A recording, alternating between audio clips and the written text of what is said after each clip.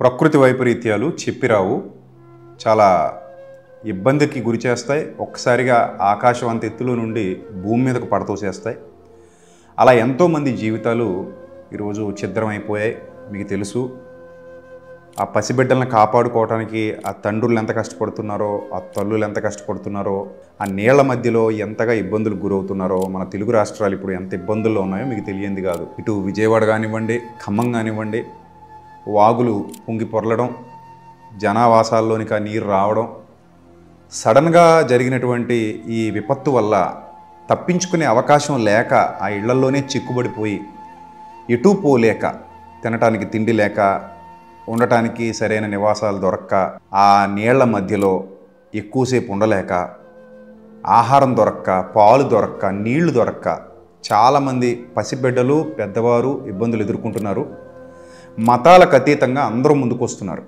హర్షించదగినటువంటి విషయం ఏమిటంటే, విజయవాడ కనకదుర్గమ్మ టెంపుల్ నుంచి కూడా భోజనాలు చుట్టుపక్కల ప్రాంతాల్లో ఉన్న వాళ్ళకి మతాలు, కులాలు, జాతులు చూడకుండా పంచిపెడుతున్నారని విన్నప్పుడు చాలా ఆనందం అనిపించింది. ఒక రకంగా చాలా ఆశ్చర్యం అనిపించింది. అదే మాదిరిగా చాలామంది క్రైస్తవులు, ఒక సేవకుడైతే నీటిలో నానిపోతూ తడి బట్టలతో చాలామందికి ఆయన సపర్యలు చేస్తున్నాడు. ఆయన్ని కూడా నేను ఈ యొక్క వీడియో ద్వారా అప్రిషియేట్ చేస్తున్నాను. ఆయనే కాదు, ఇంకా చాలామంది సేవకులు స్వచ్ఛందంగా ముందుకొచ్చి వాళ్ళ టీంని ఆ వరద ప్రాంతాలకు పంపించి వాళ్ళకి సహాయ సహకారాలు అందిస్తున్నారని విన్నప్పుడు చాలా సంతోషించాను. మరి ముఖ్యంగా ఇస్లాంకి చెందినటువంటి చాలామంది ముస్లిం సోదరులు, వాళ్ళు కూడా ఎన్నో వ్యయ ప్రయాసాలు కోర్చి తెగించి ఆ బురద నీటిలో వాళ్ళు కూడా సేవ చేస్తున్నారు.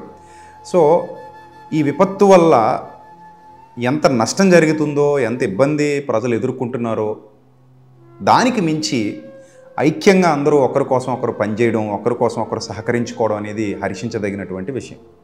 అలాగే మన ఫౌండేషన్ ద్వారా కూడా ప్రస్తుతానికి ఒక 1000 జతల బట్టలు కొనడం జరిగింది. 1000 మందికి సరిపడా బట్టలు కొన్నాం, చాలా హ్యూజ్ అమౌంట్తో. అంత మాత్రమే కాకుండా స్టీల్ పాత్రలు చాలామంది పాత్రలు కొట్టుకుపోయాట, వండుకోవడానికి కూడా చాలామందికి పాత్రలు లేవని తెలిసి స్టీల్ పాత్రలు కొనుగోలు చేయడం, కొంతమంది పిల్లలు మనకి స్టీల్ పాత్రలు ఇవ్వడం జరిగింది. వాటిని మనం ఇప్పుడు తీసుకెళ్ళబోతున్నాం. అంత మాత్రమే కాకుండా నిత్యావసర వస్తువులు కూడా వాళ్ళకి అందించాలని మేము ఆశపడుతున్నాం. నేను స్వచ్ఛందంగా నేను కూడా పిల్లలతో పాటు, టీంతో పాటు వెళ్ళి వాళ్ళకి హెల్ప్ చేయాలని చెప్పి నేను ఆశపడుతున్నాను. సో ఈ యొక్క విపత్తు, దానికి గల కారణాలు ఏంటి, ప్రభుత్వాలు ఏ విధంగా చర్యలు తీసుకోబోతున్నాయి, ఇవన్నీ కూడా మనం మీడియాలో ఆల్రెడీ చూస్తున్నాం. ఇదే అదనుగా చాలామంది దొంగలు ముందుకొచ్చేసి పాల ప్యాకెట్ 100 రూపాయలట, పెరుగేమో 150 రూపాయలట, భోజనం ఒకవేళ కొనుక్కోవాలనుకుంటే చాలా కాస్ట్ అమ్ముతున్న వాళ్ళు కూడా ఉన్నారట, టిఫిన్లు కూడా చాలా దారుణమైన రేట్లకు, టీలు కూడా చాలా భయంకరమైన రేట్లకు అమ్ముతున్న వాళ్ళు, బిస్కెట్ ప్యాకెట్లు కూడా బ్లాక్లో అమ్ముతున్న వాళ్ళు, అంటే శవాల మీద చిల్లర ఏరుకునేటువంటి రాబందులు, గెద్దలు సమాజంలో ఉండడం అనేది చాలా బాధాకరం, చాలా ఇబ్బందికరం కూడా. మనుషుల్లో ఇంకా మార్పు రాదనుకుంటున్నాను కొంతమంది ఇంకా అలాగే ఉంటారు, ఉన్మాదులు. ఇంచుమించు ఆ ఉన్మాదం అనేది వాళ్ళ హృదయాల్లో, వాళ్ళ నరనరాల్లో జీర్ణించిపోయి ఉంటుందేమో, వాళ్ళ రక్తంలో ఆ ఉన్మాదమే ప్రవహిస్తుందేమో. వాళ్ళలో ఎందుకో మరి ఆ మార్పు రావట్లేదు. ఇలాంటి సిచ్యువేషన్లో కూడా మరి అమ్ముకోవడం, ఒక బాలింతని బయటికి తీసుకెళ్ళటానికి ఆటోకి 15,000 ఇచ్చానని ఒక ఆయన రాసుకొచ్చాడు. మరి ఆ ఆటో ఎక్కడ దొరికిందో, వాళ్ళకి ఎలా తీసుకెళ్లారో తెలియదు. అలాగే ఒక గర్భిణీ స్త్రీని 4 కిలోమీటర్ల హాస్పిటల్కి తీసుకెళ్ళడానికి ఒక ఆయన 15,000 తీసుకున్నాడట. సో ఎంత ఘోరం చూడండి. అంటే అవసరాన్ని బట్టి వాళ్ళకి మాట్లాడడం అనమాట. అలాగే కొన్ని బోట్ల మీద కూడా వ్యాపారం జరుగుతుందని విన్నాను. సో ఇది పోవాలి. ముఖ్యంగా గవర్నమెంటు స్పందించి వాళ్ళకి కావాల్సినవన్నీ సమకూర్చి పెట్టాలని చెప్పేసి ప్రజలు కూడా చాలామంది అడుగుతున్నారు. ఇంకొక ఇంపార్టెంట్ థింగ్ ఏంటంటే, ఏదైతే ఆహారం పంపిణీ చేస్తున్నారో లేదా వాళ్ళకి అందిస్తున్నారో వాటిని తీసుకొని వృధా చేసేస్తున్నారట చాలామంది. ఒక్కొక్కడు 5 ప్యాకెట్లు, 10 ప్యాకెట్లు, కరువు కాలం అన్నట్టు తీసేసుకుంటే లేనుడికి లేకుండా పోద్ది, ఉన్నోడి దగ్గర ఎక్కువైపోద్ది, వీడేమో పడేస్తాడు. ఆ నీటిలో అంత ఇబ్బందిలో అంతంత తీసేసుకుని అంతంత దాచేసుకోవాలనే దురాశ ఎందుకు? సో ఈ రోజుకి మనం తిన్నాం, మనతో పాటు మరొకరికి పెడదాం అనే మంచి మనసు ఉంటే ఇంకొకటి తిని బతుకుతాడు కదా. సో ఈ ఆలోచన ప్రజలు దయచేసి చెయ్యాలి. మేము వస్తున్నాం. నేను కూడా ఈ ఖమ్మం ప్రాంతానికి అలాగే విజయవాడ ప్రాంతానికి తప్పకుండా వెళ్ళి మా వంతు పరిచర్య మేము చేయాలని ఆశపడుతున్నాం. నేను కూడా నా టీంతో పాటు వస్తాను. ముఖ్యంగా ఈ ఛానల్ ద్వారా నేను మన పిల్లలందరినీ అభ్యర్థిస్తున్నాను. మీ వంతుగా మీరు ఏమైనా సహాయం చేయదలిస్తే తప్పకుండా మీరు ఫోన్పే కానీ గూగుల్ పే కానీ మన నెంబర్లకు పంపించి అక్కడ నోట్ చేయండి, ఇది నేను వరద బాధితుల సహాయార్థం నేను ఇస్తున్నాను అని ఇవ్వండి. మీకు ఇష్టమైతే తప్పకుండా ప్రతి రూపాయి వాళ్ళకి చేరే విధంగా ఏర్పాటు చేస్తాం.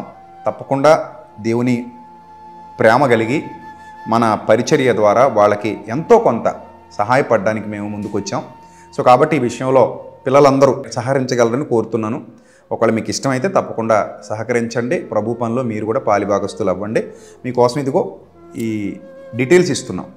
ఈ డీటెయిల్స్ చూసి మీ యొక్క సహకారాన్ని అందించాల్సిందిగా కోరుతున్నాను. అలాగే ప్రభుత్వాలు కూడా తగిన చర్యలు తీసుకుని త్వరితగతిన వాళ్ళకి హెల్ప్ చేసి అధికారులు అందరూ ముందుకు వచ్చి ఎవరైతే పసిబిడ్డలతో ఉన్నారో, ఎవరైతే ఇబ్బందులు ఎదుర్కొంటున్నారో, ఎవరైతే ఇంకా జలదిగ్బంధంలో ఉండిపోయారో అలాంటి వాళ్ళకి చేయూతను అందించాలని మనస్ఫూర్తిగా కోరుకుంటున్నాను. అవసరమైతే మిలిటరీ కూడా వస్తుంది.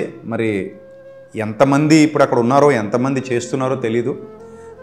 కాబట్టి ప్రతి ఒక్కరూ కేవలం ప్రార్థన, పూజలు, నమాజులు మాత్రమే కాకుండా మతాలకు అతీతంగా ప్రతి ఒక్కరూ ముందుకొచ్చి మీ యొక్క సహాయాన్ని మన తెలుగు రాష్ట్రాలకు అందించాలి. అలాగే చాలామంది హీరోలు కూడా వాళ్ళు దాతృత్వం చూపించి ప్రజలందరి కోసం వాళ్ళ ధనంలో నుంచి కోట్ల రూపాయలు ఇచ్చారని విన్నాను. అందులో ప్రభాస్ గారని, మహేష్ బాబు గారని, బన్నీ గారని, జూనియర్ ఎన్టీఆర్ గారని ఇలాంటి వాళ్ళందరూ కూడా తమ సహాయాన్ని ప్రకటించినట్టుగా విన్నాను. వాళ్ళకు కూడా నిండు కృతజ్ఞతలు. సో ఇలాగే మంచి మనసుతో అందరూ సహకరిస్తే అక్కడ చాలామంది ఒక ఇబ్బందుల నుంచి బయటకు వస్తారు. కాబట్టి మన వంతు ప్రయత్నం మనం చేద్దాం. సో ప్రార్థన చేస్తూనే పరిచర్య కూడా చేద్దాం. అలాగే ఈ పరిచర్యలో ఎవరైతే వాడబడుతున్నారో వాళ్ళందరికీ కూడా నా నిండు వందనాలు తెలియజేస్తూ దేవుడు మిమ్మల్ని, మీ కుటుంబాన్ని దీవించి ఆశీర్వదించును గాక. Amen. Thank you. God bless you. Thank you.